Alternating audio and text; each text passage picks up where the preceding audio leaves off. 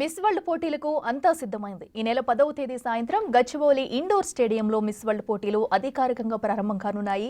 రాష్ట్ర ప్రభుత్వం విస్తృత స్థాయిలో అన్ని ఏర్పాట్లు పూర్తి చేస్తుంది. అయితే ఎయిర్పోర్టుతో సహా హైదరాబాద్ నగరాన్ని సర్వంగా సుందరంగా ముస్తాబు చేసేందుకు ప్రభుత్వ యంత్రాంగం కృషి చేస్తుంది.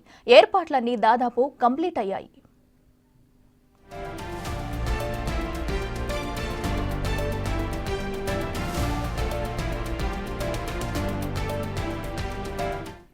ప్రపంచ నలుమూలల నుంచి ఇప్పటికే 95 దేశాలకు చెందిన మిస్ వరల్డ్ పోటీదారులు హైదరాబాద్ చేరుకున్నారు.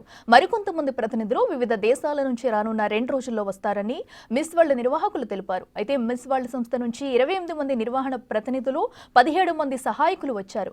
గత వారం రోజులుగా వస్తున్న అతిథులందరినీ తెలంగాణ సంస్కృతి సంప్రదాయాలకు అనుగుణంగా స్వాగతం పలుకుతూ టూరిజం శాఖ వారికి బస ఏర్పాట్లు చేసింది. బస చేసిన ట్రిడెంట్ హోటల్ దగ్గర పోలీసులు భారీ భద్రత కల్పించారు.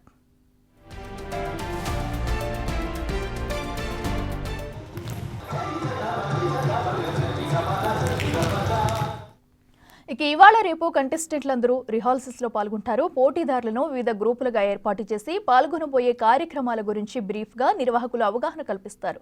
కంటెస్టెంట్లు అందరూ తెలంగాణలో ఉన్న చారిత్రక పర్యాటక ప్రదేశాల సందర్శనలో పాల్గొంటారు.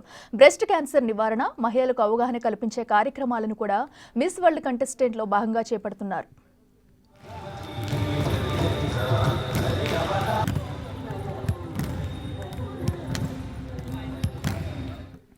ఏర్పాట్లపై ఇప్పటికే ముఖ్యమంత్రి రేవంత్ రెడ్డితో సహా టూరిజం శాఖ మంత్రి చూపల్లి కృష్ణారావు, కార్పొరేషన్ చైర్మన్ రమేష్ రెడ్డి ఉన్నతాధికారులతో సమీక్షించారు.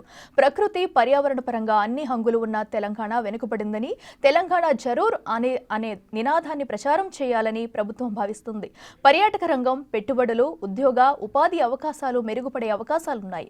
ప్రతిష్టాత్మకంగా చేపట్టిన ఈ ఈవెంట్ ని దేశ విదేశాలతో పాటు అన్ని రాష్ట్రాల ఎయిర్పోర్టుల్లో ప్రచారం కల్పిస్తుంది.